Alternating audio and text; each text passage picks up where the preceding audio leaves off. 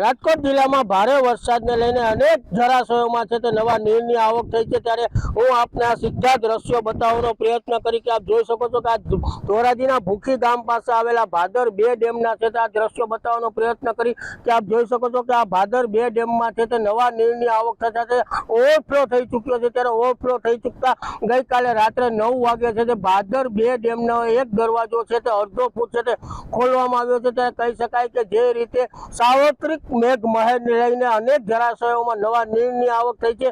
ત્યારે આપ ધોરાજી પાસે આવેલા ભાદર 2 ડેમમાં પણ પુષ્કળ પ્રમાણમાં પાણીની આવક થતા છે તે ગત રાત્રિના છે તે એક દરવાજો છે તે અડધો ફૂટ ખોલવામાં આવ્યો હતો। હાલ અત્યારે 575 ક્યુસેક પાણીની આવક ચાલુ છે, જેની સામે છે તે 656 પાણીની ક્યુસેક છે તે જાવક છે। ત્યારે કહી શકાય કે જે રીતે ભાદર 2 ડેમ છે તે ઓવરફ્લો થતા ભાદર 2 ડેમના કાંઠાના વિસ્તારો છે જેવા કે ધોરાજી, ઉપલેટા, કુતિયાણા, રાણાઓ અને પોરબંદરના ઘેડ વિસ્તારના નદી કાંઠાના વિસ્તારના લોકોને છે તે નદી કાંઠામાં ન જવા માટે છે તે સૂચના આપવામાં આવી છે। ત્યારે કહી શકાય કે જે રીતે ભાદર 2 ડેમ છે તે ઓવરફ્લો થતા છે તે ધોરાજી તેમજ છે તે ઉપલેટા, કુતિયાણા પંથકના ખેડૂતોને સિંચાઈનું પાણીની સમસ્યા છે તે હલ થઈ ગઈ છે અને ધોરાજીના પાણીનો પીવાનો પ્રશ્ન છે તે મેઘરાજા એક જ ઝાટકે છે તે દૂર કરી દીધો છે।